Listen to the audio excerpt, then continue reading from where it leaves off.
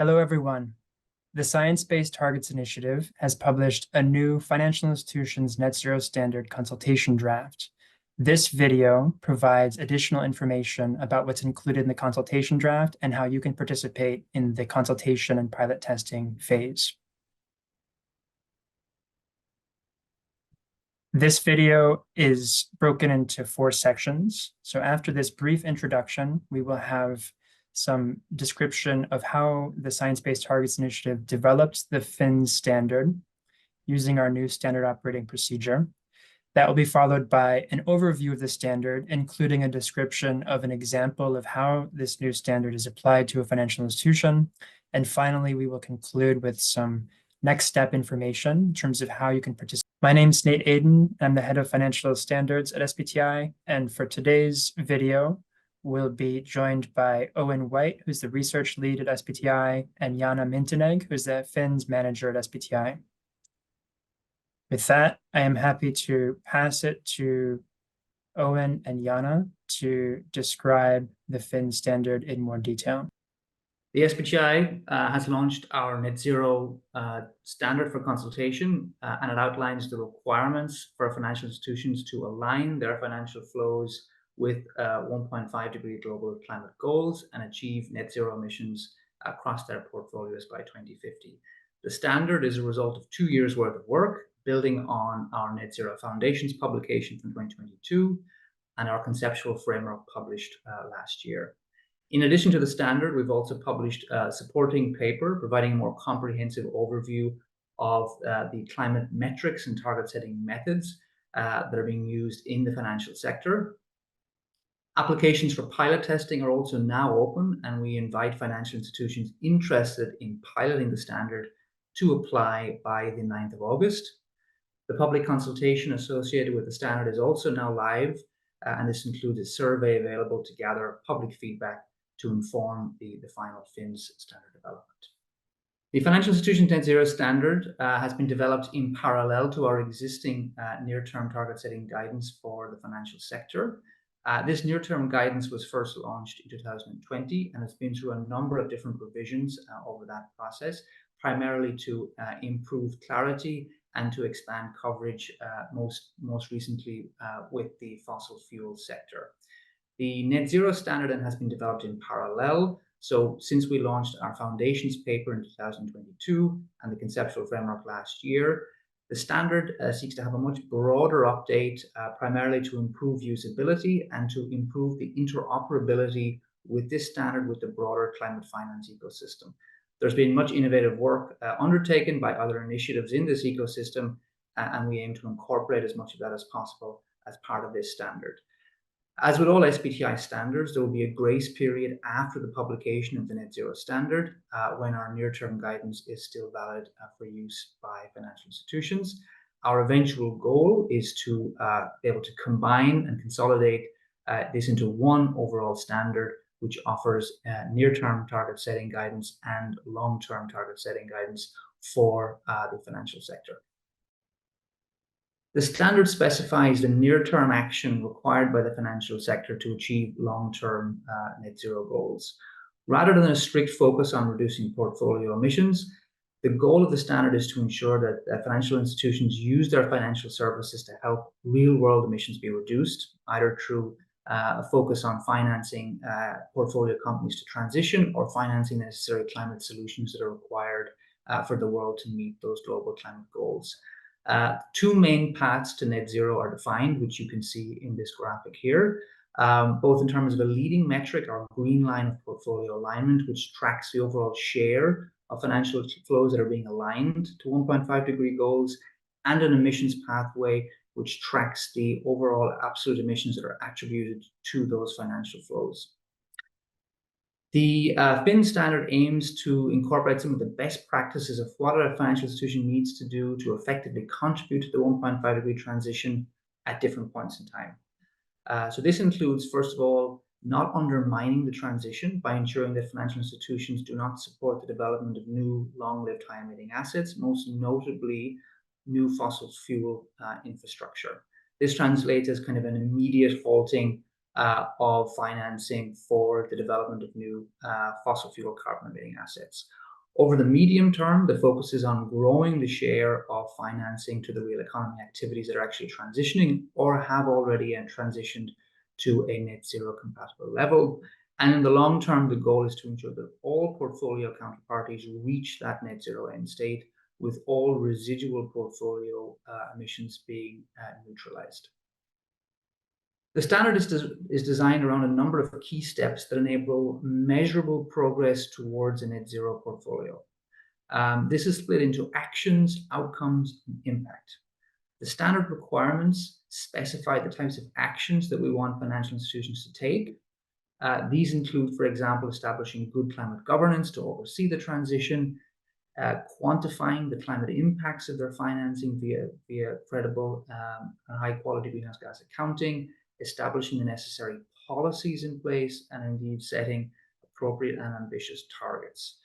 These actions then can lead to measurable outcomes over the near and long term that we can use to track the overall progress of a financial institution.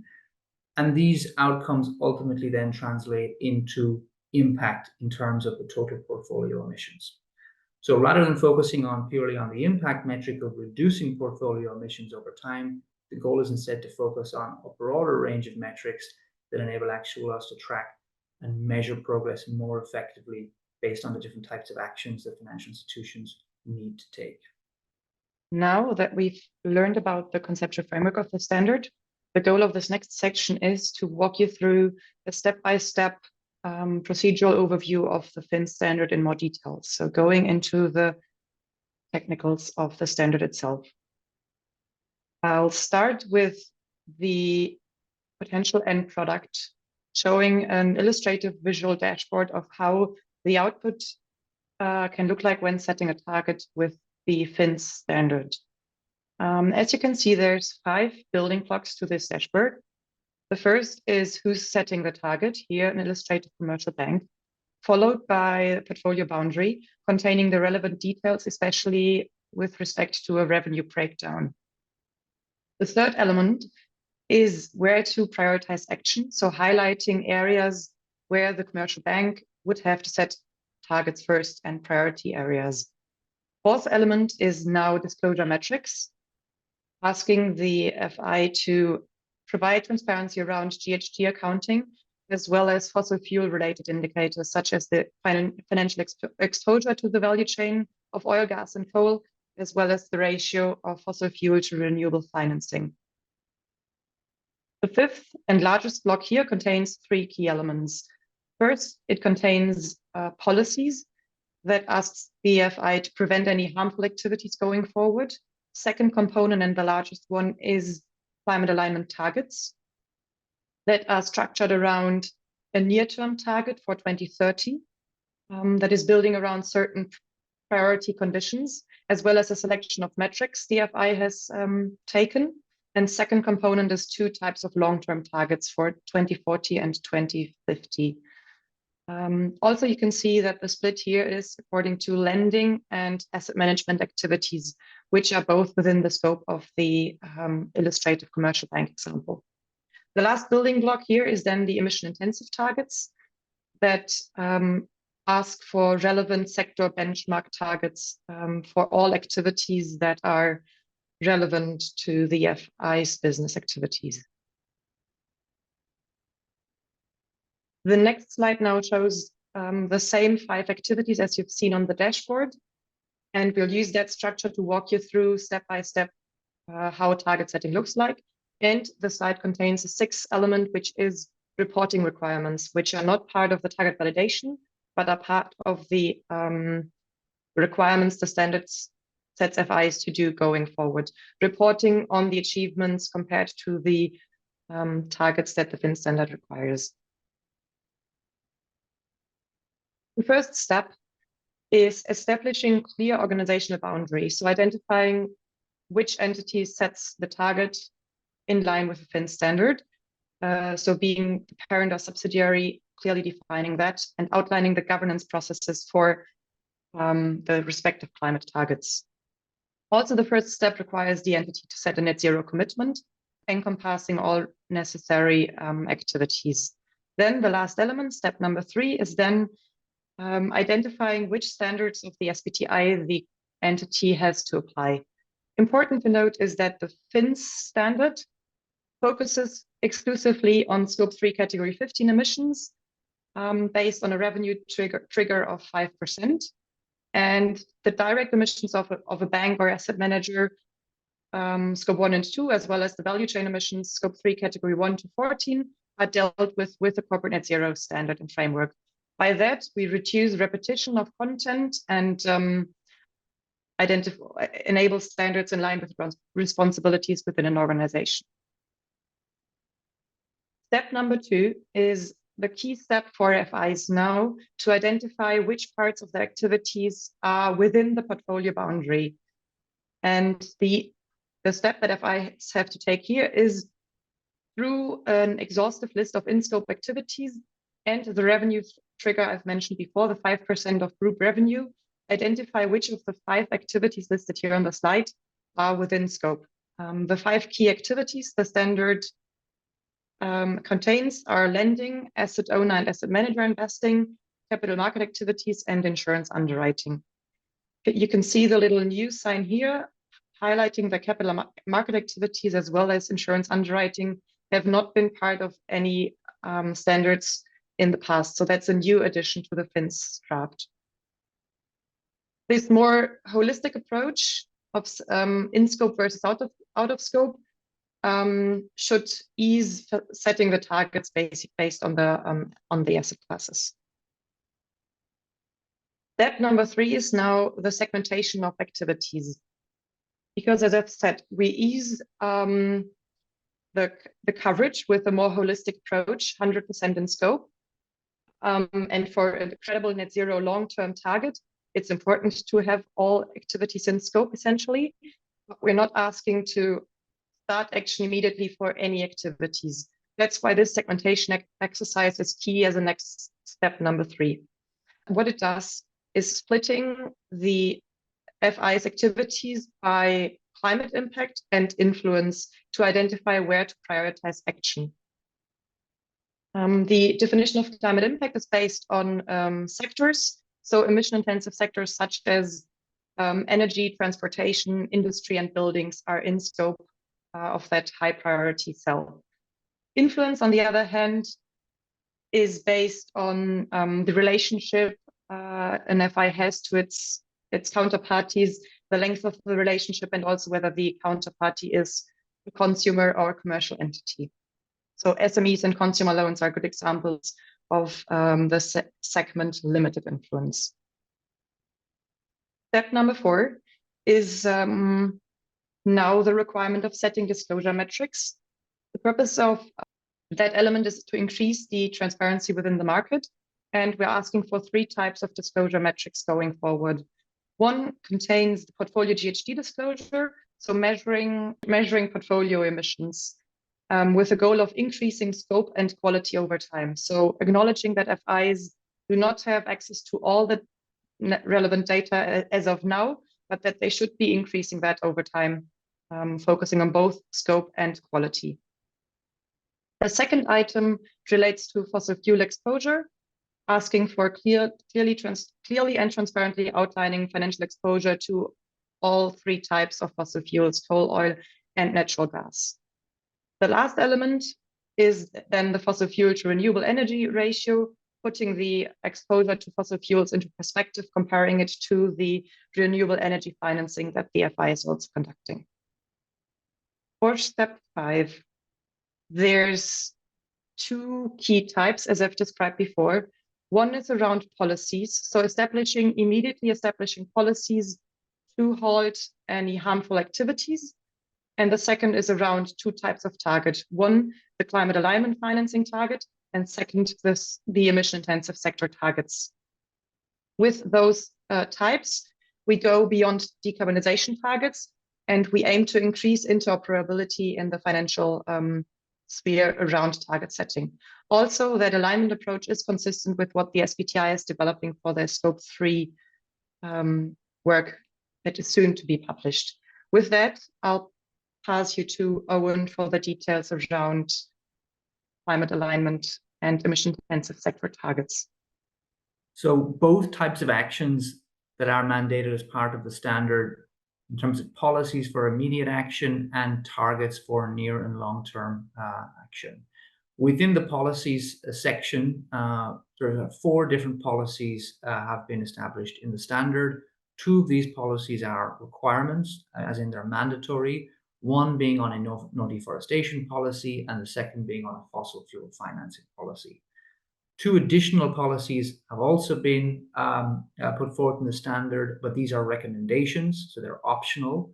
One on other long-lived high-emitting assets, and another policy on lower influence activities such as, for example, residential mortgages and SMEs. These 4 policies constitute the types of actions that we want FIs to initiate immediately in order to start the alignment of their portfolio. On the target side, then we have 2 distinct types of targets that are established in the framework. The first, our climate alignment, is a financing target, and it represents an overall portfolio alignment-based approach that tracks the percentage share of financial flows within a given financial activity that are actually climate aligned at different points in time. As part of this overall approach, we establish near-term targets, which are set to increase the share of financial flows that are aligned over time, with a specific focus on having a higher share for those climate relevant sectors and a linear increase for all other sectors. In the long term, then, we also established the minimum milestones that are required in both 2040 and 2050 in order to actually ensure that the overall portfolio is fully aligned by 2050. The second type of target then is our emissions-intensive sector-based targets. These are very much akin to our existing approaches that are centered on the sectoral decarbonization approach and track physical intensity of key high-emitting sectors at different points in time. As part of this overall target, financial institutions must identify their exposure to those high-emitting sectors and establish physical intensity-based targets to ensure that they are meeting those sector benchmarks that are required in 1.5 degree sector pathways. This is established again for both the near term and indeed all the way out to the long term for 2040 and 2050.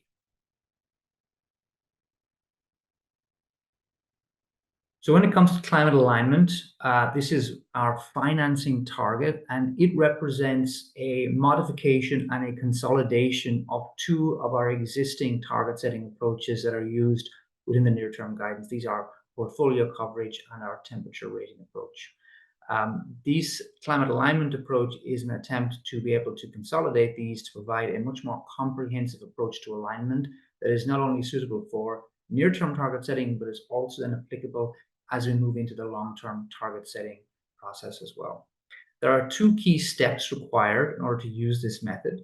The first step is defining what actually counts as climate-aligned finance at different points in time. So to enable this, we have actually broadened the range of what counts to look at both the entities that are transitioning, and they may be demonstrating this transition, for example, by setting SBTis, or by being tracked with a relevant temperature rating metric.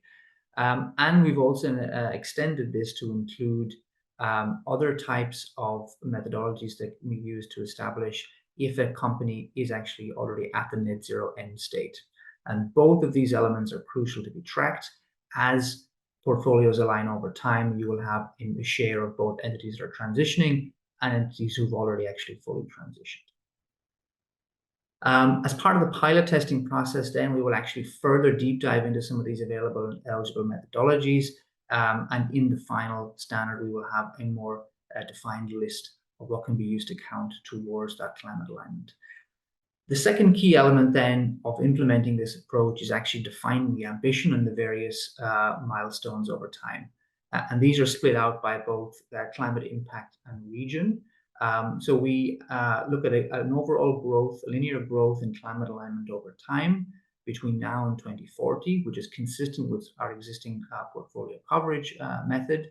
But crucially for 2030, we have a special focus on those high impact climate relevant sectors where we actually see a much larger ambition threshold for those sectors. As we get to then 2040 and 2050, The goal by 2040 is to ensure that 95% of all portfolio counterparties are at least transitioning. We already expect to see a larger share who have already actually transitioned to that net zero end state by that period. But the target is only set at the overall portfolio level, and we do not specify minimum shares that must be either transitioning or net zero achieved. And then by 2050, the expectation is that at least 95% of the portfolio companies have fully transitioned and achieved that net zero end state. Any residual emissions at that point will have to be appropriately neutralized in order for an FI to be actually able to claim they have reached an overall net zero level.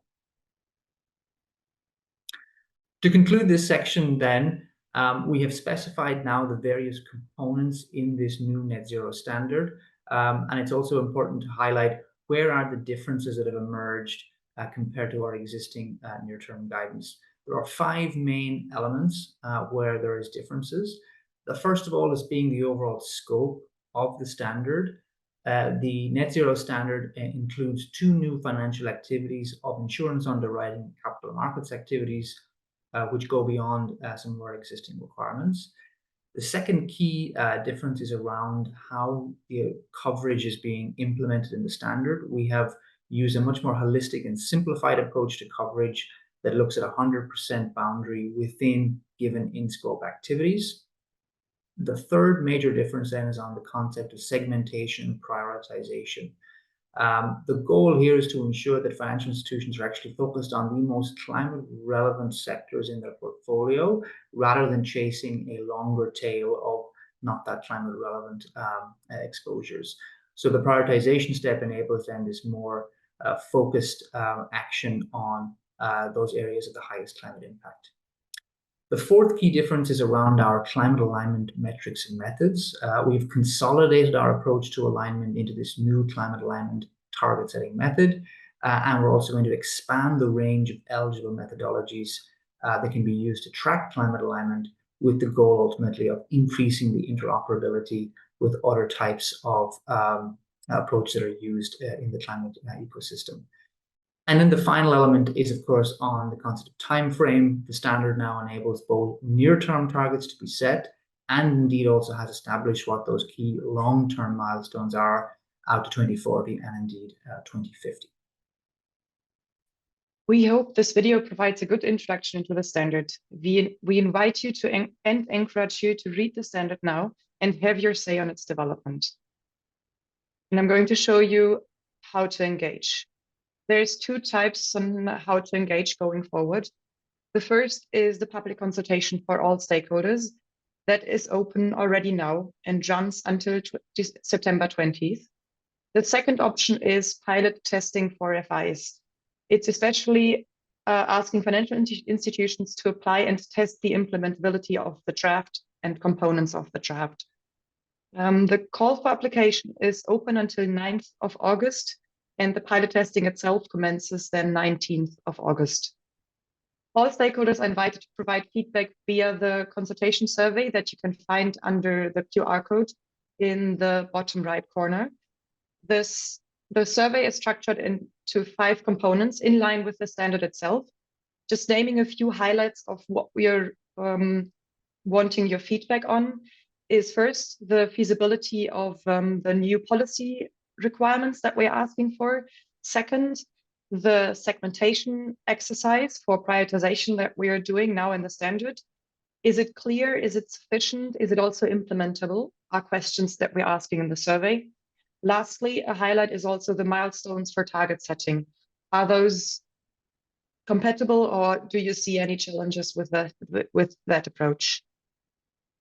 For pilot testing, we invite all FIs from the 5 different financial activities that we've mentioned before. So lending, investing from both asset owners and asset managers, insurance underwriting, as well as capital market activities. So FIs active in those areas, we invite them to join and apply for our pilot testing. The goal of the pilot testing itself is twofold.